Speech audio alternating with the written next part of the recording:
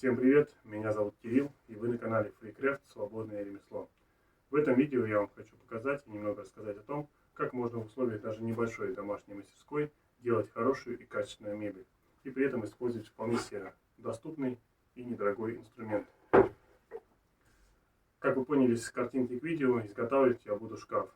В качестве материала я буду использовать МДФ 22 мм. И забегая наперед, хочу сказать, что да, я буду использовать для обвязки фасадов дерева, и для обработки мне потребуется фуговальный станок и рейсмус. Если же у вас таких станков нет, то вы можете вместо дерева брать тот же самый МДФ. Вообще сам по себе материал МДФ это достаточно прочный, легко обрабатывается и неприхотлив в покраске. Если вам интересно данное видео, подписывайтесь на канал, пишите ваши комментарии. Ну а мы переходим к самому изготовлению. Ну, в общем, в комнате такой вот небольшой, примерно около 12 квадратных метров, я собираю вот такой вот шкаф. Шкаф делаю полностью из МДФ. Мне видимые соединения идут на лицевых частях. Сделал только конфирматы, это по низу. Пришивается дно и пришивается верх тоже на конфирматах. И сделал просто насквозь шканты. В общем, сначала сделал конфирматы, но стенка немножко играла где-то местами, поэтому я еще дополнительно сделал для направления шканты.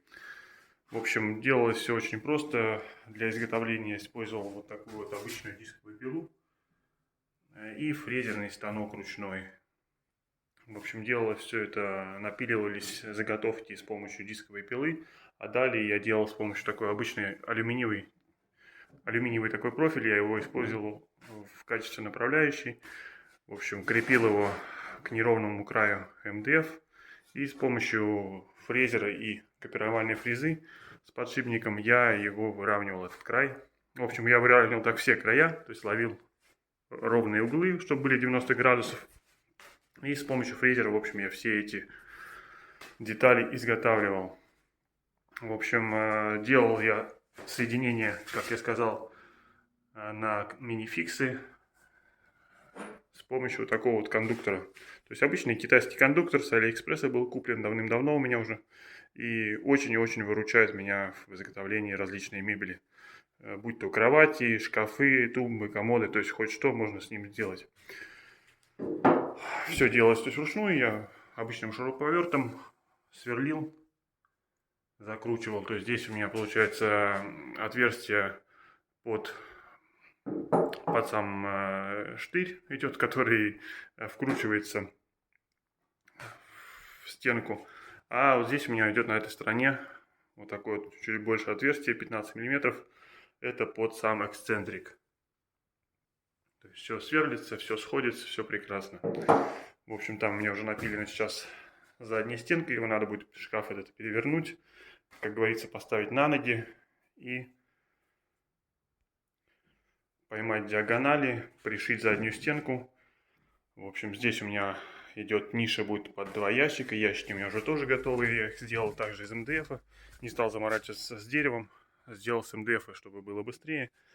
А сам ящик, сам шкаф, точнее сказать, будет вставать на такое вот основание. Основание это из массива сосны сделано. Вот это у меня перед, там у меня будет зад к стенке идти. В общем, таким вот образом сделано основание. Достаточно мощное. Будет покрываться маслом. И будет все прекрасно смотреться, сочетаться с этим шкафом. Это будет покрываться маслом цвета орех, а шкаф будет таким, не знаю, нежно таким, нежно-бежевым, что ли, как, не знаю, цвет сказать. В общем, не белый, такой слегка кремовый цвет будет. Я уже сделал такого же цвета кровать, сейчас делаю под такой же стиле данный шкаф. Ну и, в общем, сейчас я буду изготавливать для ящиков фасады и покажу вам это изготовление. Я здесь не стал ничего снимать по поводу, как я его делал, потому что это достаточно пыльная и неинтересная работа. А вот как делаю фасады ящиков, я вам покажу.